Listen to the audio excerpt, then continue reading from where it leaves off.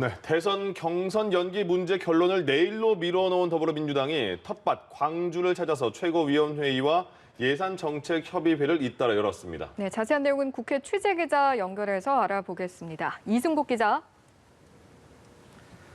네, 더불어민주당 지도부는 오늘 텃밭이라고 할 수 있는 광주로 향했습니다. 광주시청에서 비공개 최고위원회의를 연 뒤 오전 10시 반부터는 예산정책협의회를 진행 중인데요.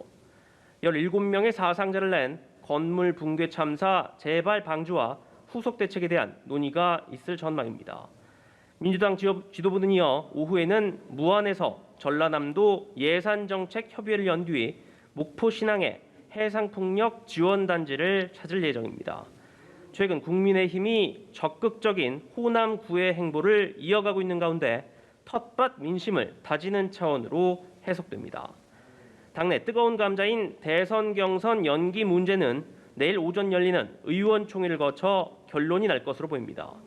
의총에서 찬반 투표가 진행되지는 않지만 경선 연기와 연기 불가를 주장하는 측에 치열한 논쟁이 오갈 전망인데요. 민주당 지도부는 의총에서 논의된 의견을 바탕으로 다시 최고위를 열어 관련 논의를 매듭지을 계획입니다. 네, 국민의힘은 이른바 엑스파일 논란이 불거진 윤석열 전 검찰총장 업무에 적극적으로 나선 모습이죠. 네, 오늘 오전 열린 국민의힘 최고위원회의에서 이준석 대표는 이른바 윤석열 엑스파일에 대해 언급했습니다. 유력 대선 주자에 대한 검증은 필요하지만 내용 없이 회자되는 엑스파일이라는 것은 국민들에게 피로감을 유발할 뿐이라고 지적했습니다. 이어 문재인 정부에서 윤 전 총장에 대한 사퇴 압박이 거셌던 만큼 문제될 만한 내용이 있었다면 벌써 문제가 됐을 것이라며 사실이 아니거나 문제되지 않은 내용일 것이라고 덧붙였습니다.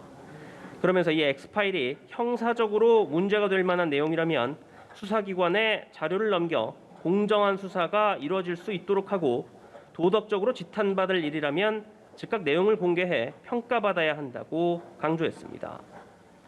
비무장지대 방문 일정으로 회의에 참석하지 못한 김기현 원내대표도 SNS 글을 통해 윤석열 엑스파일을 거론했던 민주당 송영길 대표를 비판했습니다.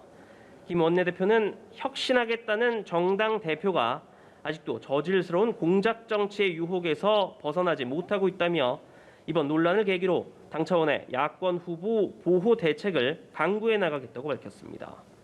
국민의당 안철수 대표도 최고위원회의에서 윤석열 엑스파일과 관련해 공작 정치 개시의 신호탄이라며 이를 처음 거론한 민주당 송영길 대표에게 그 내용을 공개하라고 촉구했습니다. 윤 전 총장을 향해서도 사실에 근거해 해명하고 결과에 따라 책임 있게 행동하라고 말했습니다. 지금까지 국회에서 전해드렸습니다.